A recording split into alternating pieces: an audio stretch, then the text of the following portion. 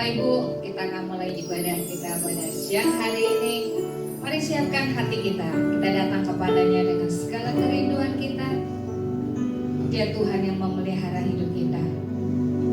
Tidak satu pun di antara kita yang Tuhan akan tinggalkan. Tetaplah selalu berharap kepada Tuhan. Sebab kasih setianya besar. Kasih setianya selama-lamanya buat orang-orang yang mengasihi Dia. Amin. Bila hati kita dekat dengan Tuhan. Tunjukkan hatimu. Tunjukkan hatimu dan pandanganmu kepada Tuhan. Oh Rabaya Syendan Nakaya Rabaya Sikara. Terima kasih Tuhan buat hadiah yang kau berikan. Kami bersyukur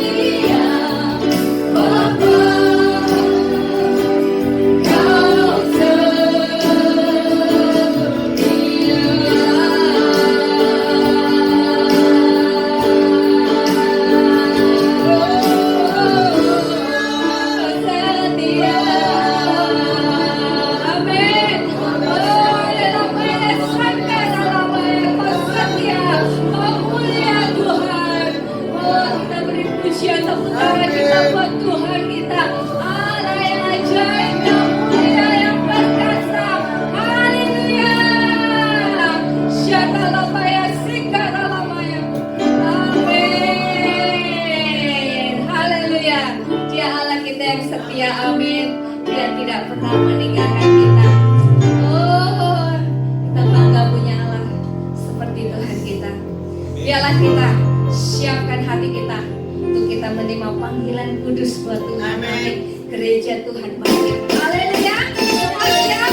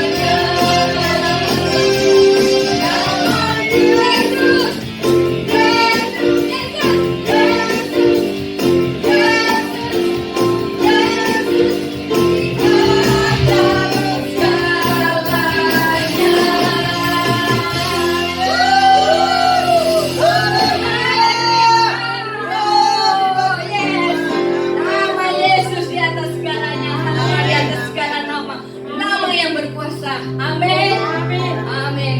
Kita bangga punya Tuhan Yesus yang mengalahkan semua musuh-musuh kita.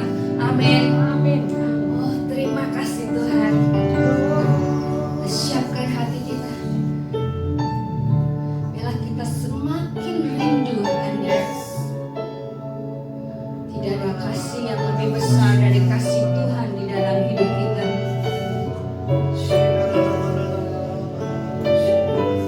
Yesus yang mau turun ke bumi untuk kita.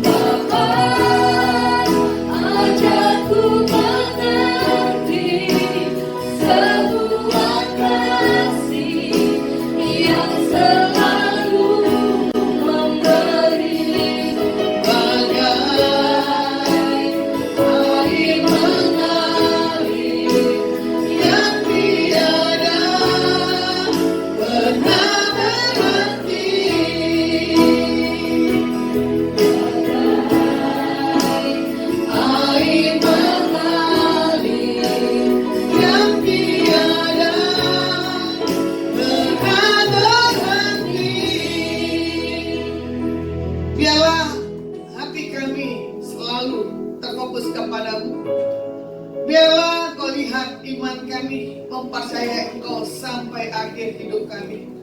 Biarlah yang terbaik daripada-Mu Bapak Yahweh kami terima dengan iman. Haleluya. Amin. Shalom. Saya bagikan kebenaran firman pada hari ini. Iman yang bukan main-main, ya. Bagaimana iman berbicara bukan tanpa ada tindakan. Kadang kita bermain-main dengan kita punya iman. Kita punya keyakinan tapi kita tidak punya satu sikap untuk bisa melangkah. Ya, di TikTok, oke, salam toleransi. Drone ya. Drone Katulistiwa. Ya, terima kasih. Salam toleransi. Amin. Ya. Bagaimana di sini iman adalah berbicara, iman adalah dasar dari segala sesuatu, ya, yang tidak kita lihat. Nah, makanya bagaimana iman kita untuk dilatih untuk bisa mempercayai dalam segala apapun dalam setiap kehidupan kita.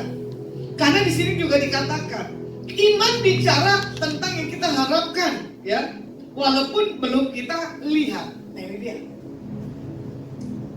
Apa yang sedang kita imani hari-hari ini?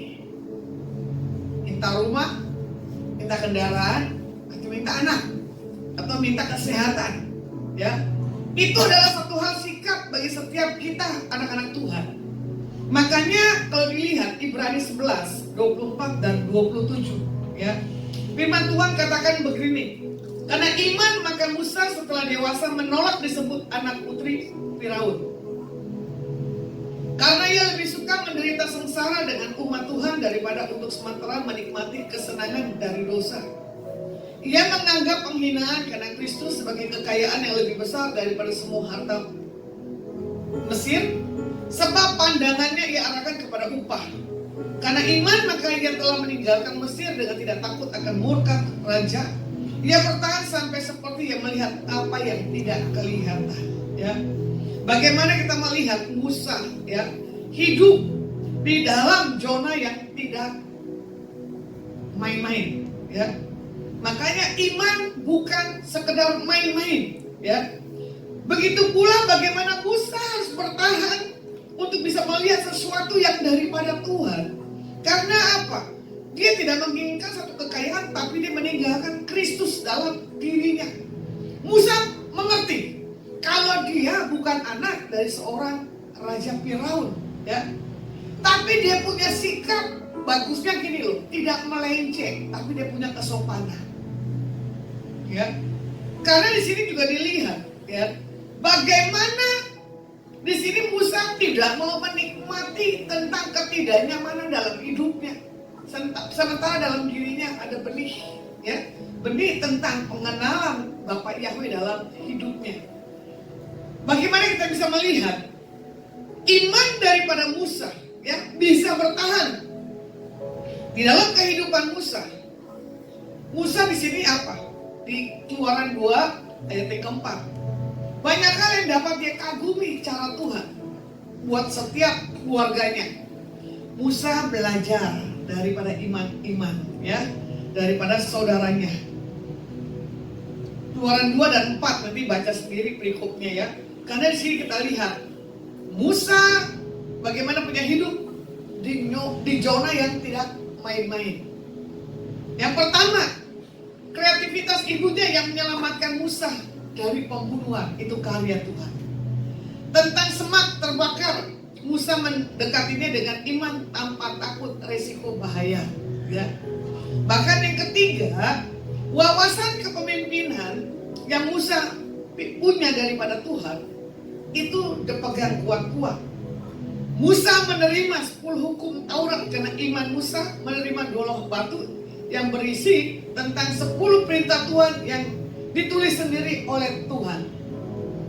Yang kelima, Musa orang yang berbicara kepada Tuhan muka dengan muka seperti seorang sahabat yang bisa berkata begini, biarlah hidup iman tidak main-main. Nah, ini dia. Kalau mau dilihat perjalanan kehidupan kita ada di muka bumi tidak seberapa seperti tokoh-tokoh Alkitab. Tapi Berjalan dengan waktu, kita tidak punya satu langkah iman. Karena apa? Ketakutan. Satu, takut menderita. Kedua, takut apa? Sakit. Tiga, takut dipanggil Tuhan. Dan yang lain. Iman adalah mengejar tentang kepercayaan kita kepada Tuhan, bukan kepada yang lainnya. Kalau dilihat ya, Musa hidup karena Musa tahu rencana Tuhan dalam kehidupan Musa. Panggilan yang khusus, itu gak main-main. Pernah kita tahu gak waktu kita dilahirkan dengan orang tua, kita mau dijadikan seorang presiden? Gak ada yang tahu kan? Ada yang tahu gak kalau kita nanti jadi orang kaya? Gak ada yang tahu kan?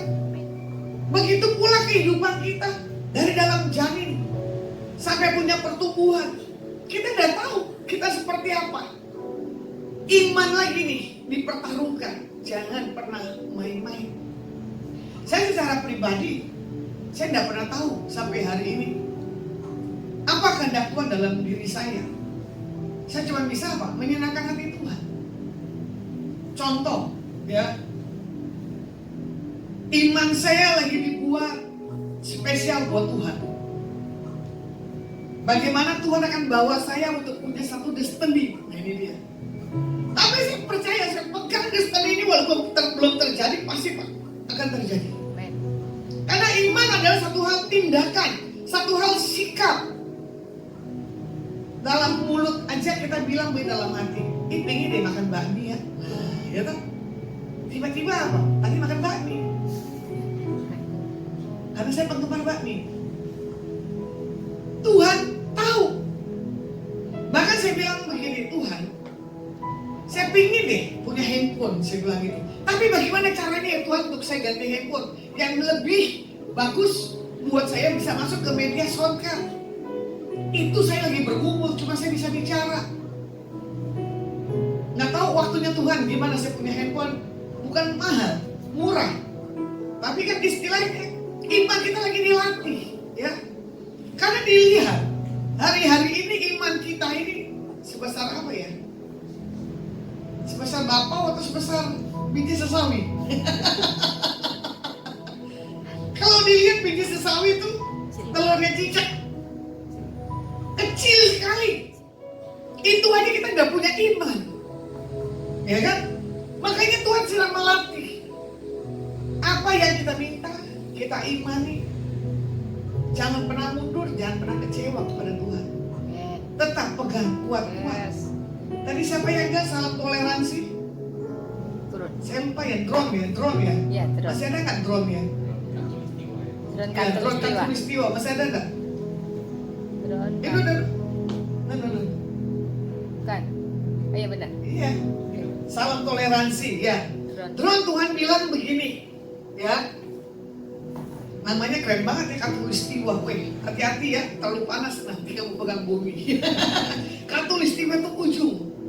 Yang Tuhan mau katakan buat Tuhan pada hari ini, biarlah sukacita yang daripada Tuhan selalu ada dalam hidupmu.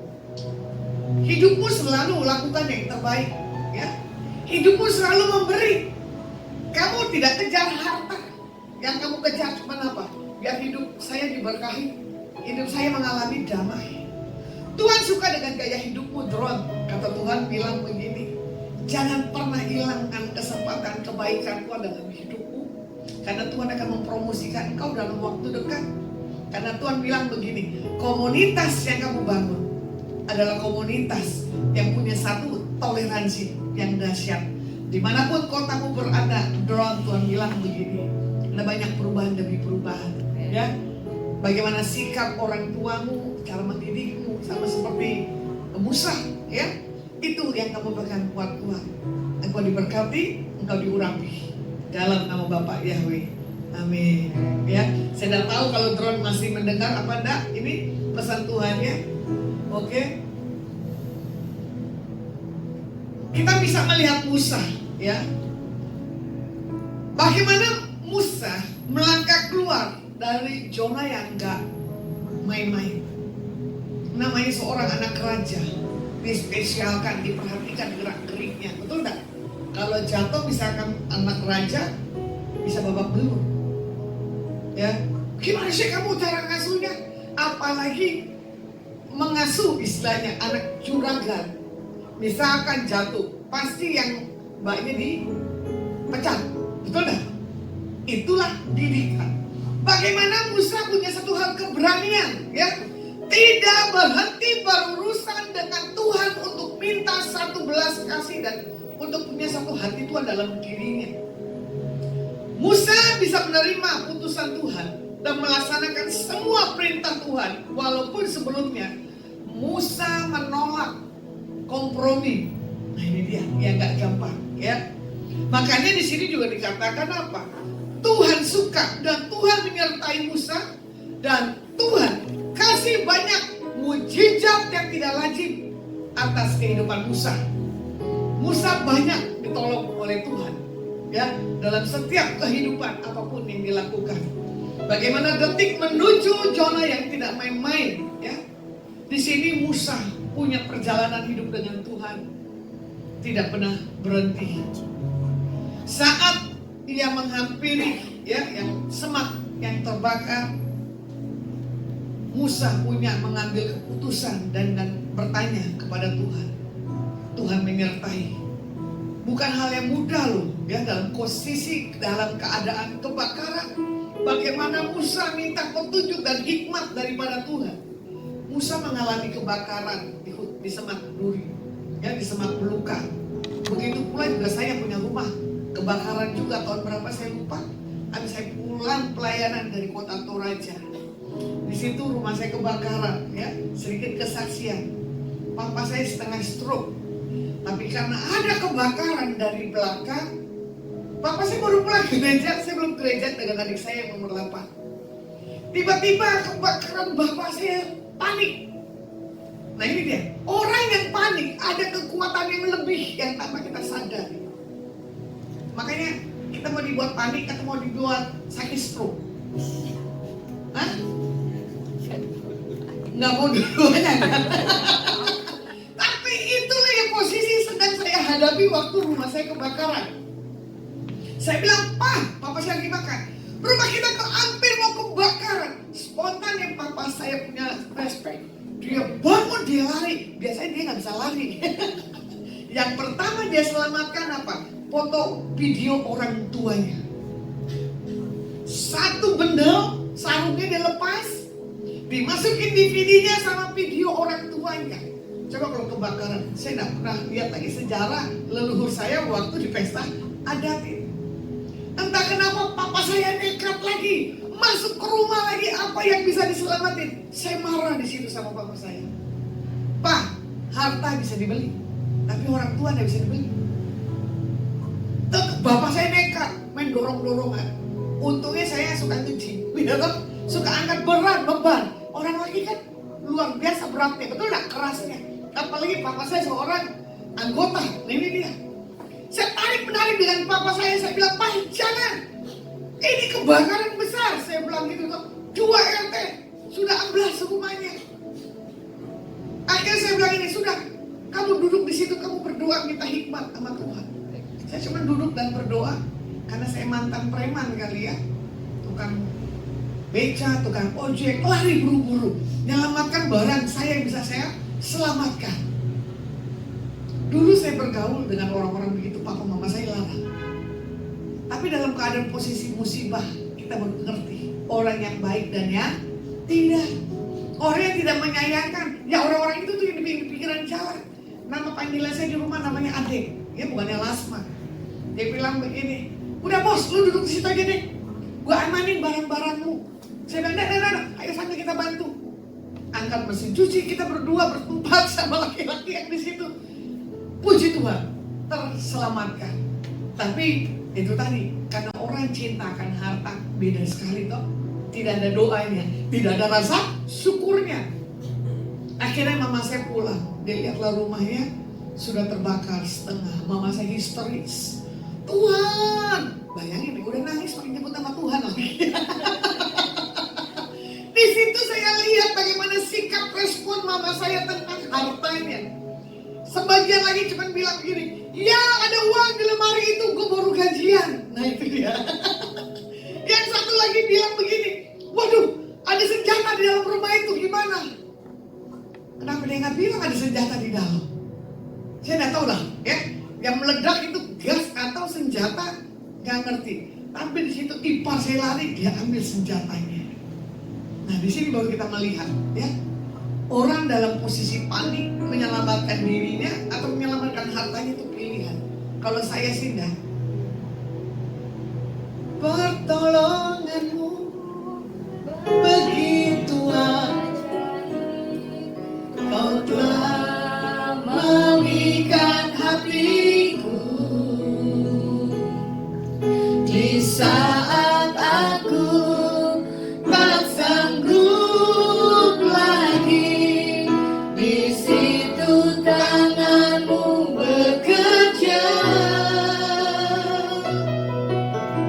Pertolonganmu begitu ajaib, kau telah memikat hatiku. Kini mataku tertuju padamu, ku rasakan kasih-Mu Tuhan. Pasti ini lagunya Musa di zaman situ kali ya. Pertolonganmu, ya kan? Begitu ajaib. Tuhan menolong saya dalam kebakaran, ya. Tuhan menolong saya dalam kecelakaan berapa kali kalau saya pelayanan, baik di laut maupun di darat, maupun di pegunungan. Kalau mau dicerita kesaksian saya waktu keliling Indonesia, wah itu dahsyat. Bagaimana Tuhan punya pertolongan, begitu pula Musa, ya, dilewatkan dari setiap apapun tantangan, ya.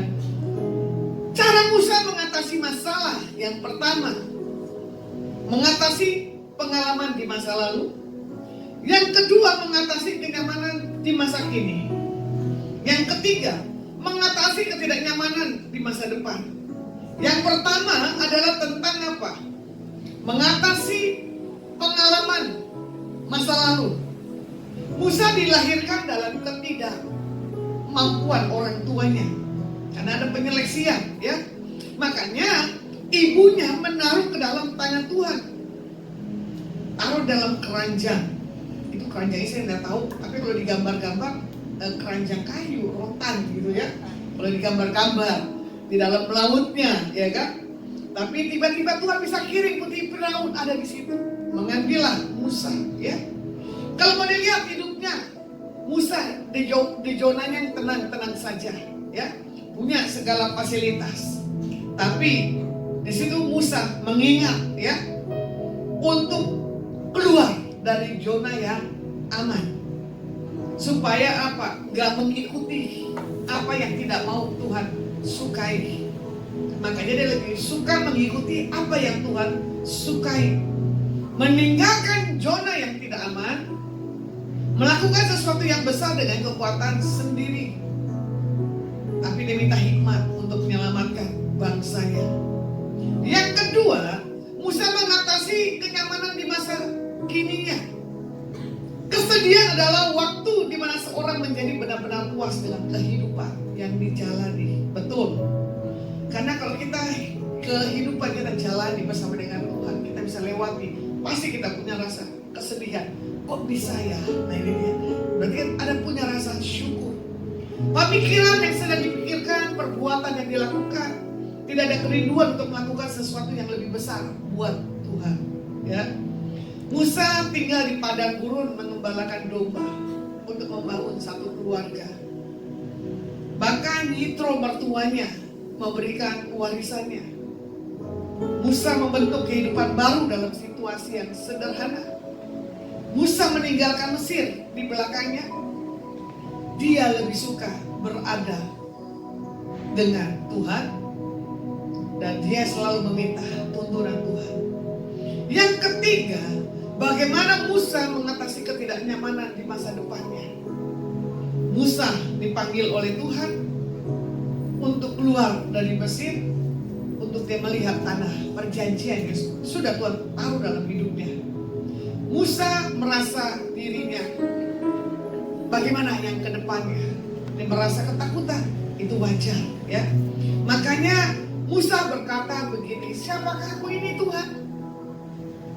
Sehingga aku ada di tengah-tengah ketidaknyamanan di atas orang-orang yang nyaman.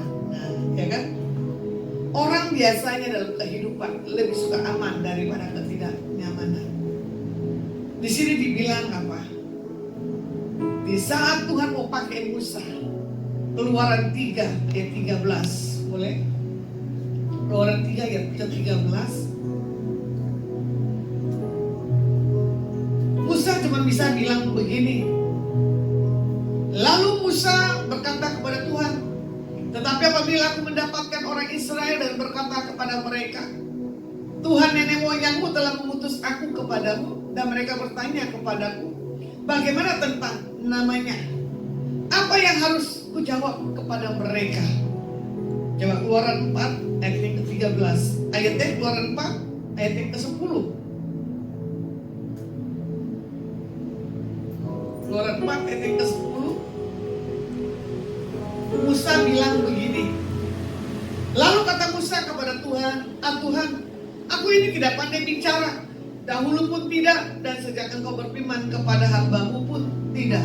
Sebab aku berat mulut dan berat lidah. Karena ketidakberanian, kepercayaan dirinya, Musa punya satu hal mental yang tertekan, ya. Lalu Musa berseru kepada Tuhan, jangan utuslah saya, ya, karena saya tidak layak. Tapi di sini Musa punya satu hal, melihat masa depannya, ia bersandar kepada Tuhan yang mengetahui masa depannya. Karena Tuhan bilang apa?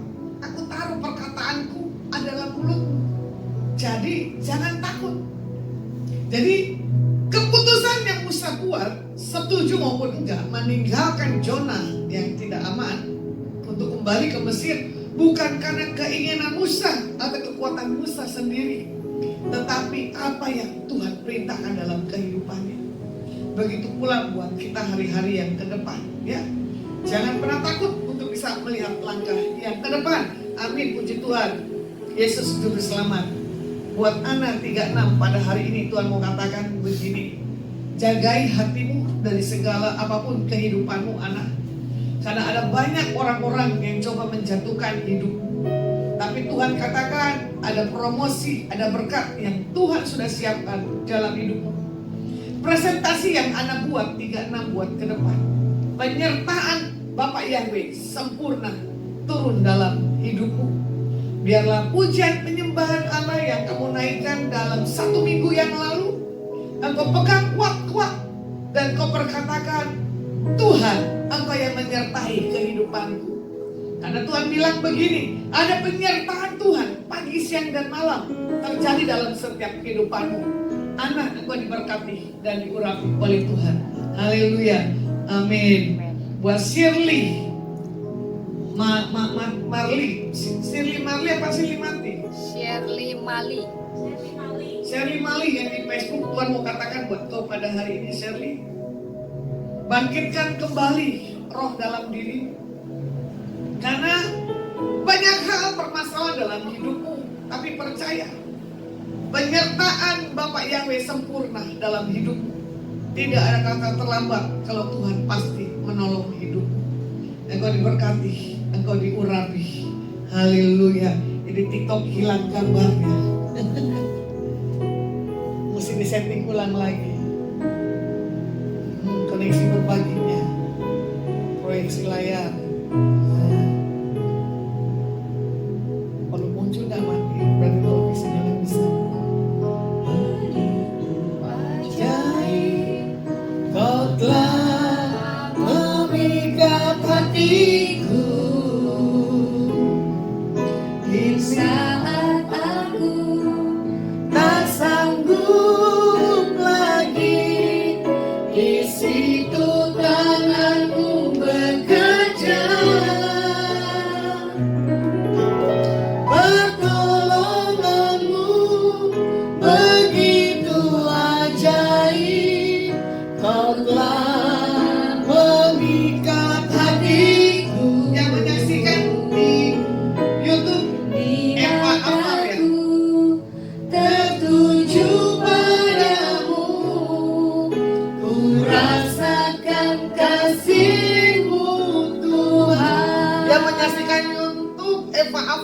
bilang begini, kasih Tuhan selalu nyata dalam hidupmu. Tak henti-hentinya Tuhan selalu menolong hidupmu. Buat Eva apa yang di YouTube, satu hal yang mau Tuhan katakan dalam hidupmu begini, bahwa sukacita terus dalam hidupmu, khususnya untuk orang tuamu mama yang kamu punya kerinduan untuk menyenangkan hatinya. Yang terbaik dari Tuhan akan kau dapat dan kau rasakan. Haleluya. Ini TikToknya bermasalah, saya tidak bisa lihat. Saya bisa lihat yang orang medianya ada muncul di layar. Buat Angel Nayuan, masih ada ya Angel mana Nayuan? Masih ada enggak Angel? Instagram ya di situ. Sini. Handphone itu. Kalau nggak ada Angel, saya mau berdoa. Ada Angel Nayuan? Satu. Biasa pegang TikTok. Ganti tapi. Angel Nayuan.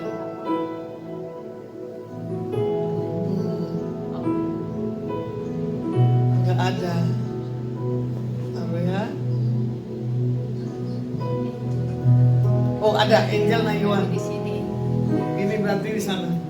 Angel Nayuan bilang begini, izinkan aku untuk lakukan apa yang Tuhan mau lakukan dalam hidupku. Angel, kau punya hati yang suka berbagi kasih satu dengan yang lainnya. Yang Tuhan mau katakan buat engkau Angel hari ini, tetap tanamkan kebaikan Tuhan dalam hidupmu. Engkau ingin memberi yang terbaik buat orang tuamu, engkau diberkati dengan cara Tuhan yang dahsyat. Haleluya. Amin. Ya. Apa ini? Sumolang. Mana piring? Siapa tuh? Sumolang, mana piring masih ada enggak? Di IG apa? Facebook. Sini. Ada, masih ada Sumolang. Ada. Masih ada Sumolang, mana piring? Shirley Sumolang. Oh, Shirley. Shirley. Tulisannya nggak jelas kan itunya.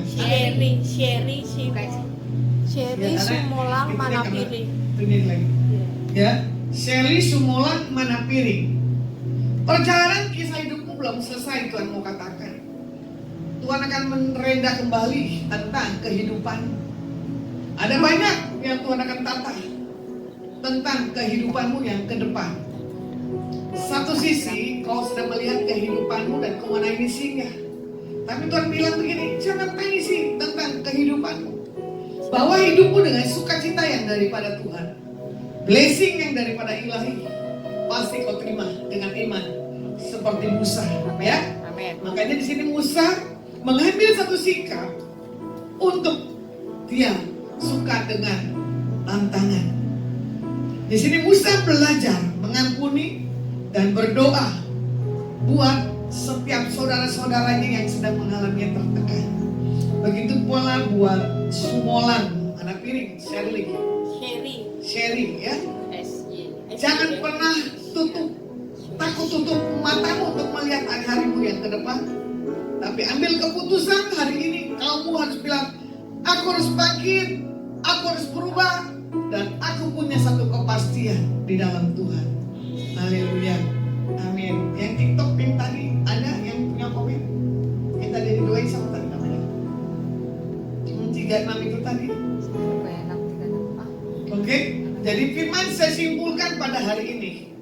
Kehidupan lama, ya, jangan sampai dihancurkan dengan satu hal ketidaknyamanan dalam kehidupan kita. Karena kehidupan lama dan kehidupan sekarang ada penyertaan Tuhan sempurna dalam setiap kehidupan kita.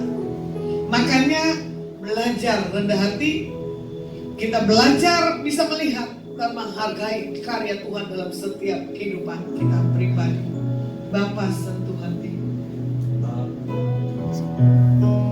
Sentuh hatiku, ubah hidupku menjadi yang baru, bagai emas yang murni. Kau membuatku menjadi hatiku.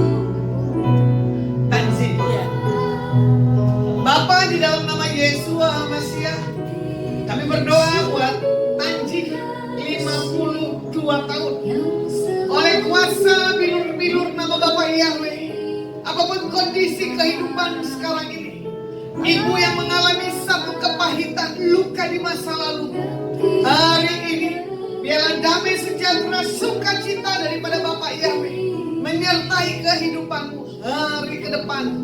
Dan kau akan bisa melihat banyak pertolongan yang kau akan kerjakan dalam hidupmu. Jangan berpikir tidak ada cara Tuhan. Jangan berpikir tidak mungkin untuk bisa melakukan segala sesuatunya. Penyertaan Bapak Yahweh sempurna dalam hidupmu. Engkau diberkati, engkau diurapi. Tuhan, kami berdoa buat Menara Doa. Terima kasih buat Pak Posuntok yang sudah menjadi berkat buat tempat ini, buat Lasma dan Adonai. Jagai kehidupannya, kesehatan, biar apa yang dilakukan dikerjakan. Kedua tangan Pak Posuntok dikerjakan, Bapak Yahweh berhasil. Berkati istri, ketiga anak, mantu dan cucu dan keluarga besar. Berkati usahanya, berkati marketplace-nya, diberkati seluruh para staf dan karyawannya, diberkati para orang-orang yang hadir di tempat ini, yang ada di hotel maupun yang ada di mall Paragon. Kami memberkati Pak Prabowo dan Pak Gibran. Rotaku Tuhan, kesehatan, penjaga penyertaan Tuhan ada di atas pemimpin bangsa kami Indonesia. Kami memberkati RT, RW, lurah, camat, wali kota, gubernur, dan bupati, para menteri, para panglima darat, udara, laut, dan kepolisian, dan para saksi-saksi Tuhan dimanapun mereka melayani. Penyertaan berkat kebaikan kemurahan Bapak Yahweh menyertai kehidupannya mulai hari ini sampai selama-lamanya. Kami mengangkat kedua tangan kami di hadapan Engkau. Pulang dan bawalah berkat yang datang dalam nama Bapa, Putra dan Roh Kudus. Biar apapun yang dilakukan dikerjakan hari-hari ke depan, dibuat Bapak Yahweh berhasil. Yang sudah terima berkat sama-sama katakan amin. Oke, see you, bless you.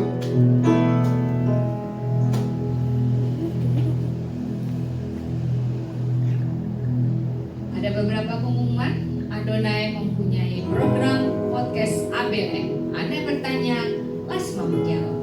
Bagi saudara-saudara yang ingin mengajukan pertanyaan kepada Pastor Lasma Sianturi, dapat mengirim pertanyaan ke WA tim ABLM di nomor 0877 8826 0871. Bagi saudara-saudara yang ingin melihat episode ABLM sebelumnya, dapat dilihat di channel YouTube juga TikTok Lasma Sianturi. Jangan lupa untuk subscribe dan share ke teman-teman. Baik, juga hari Selasa, juga hari Jumat, kita di Menara Doa Polus Peduli Semarang ada worship night in Tasmi sampai Hotel Po Mall Paragon. Bagi saudara-saudara yang ada di Kota Semarang, kami mengundang untuk datang secara onsite di tempat ini. Jika ada di luar Kota Semarang, bisa mengikuti acara worship night di TikTok, juga di YouTube, juga di Instagram dan Facebook Lasma Sianturi. Mari kita bangkit berdiri, kita akhiri ibadah kita.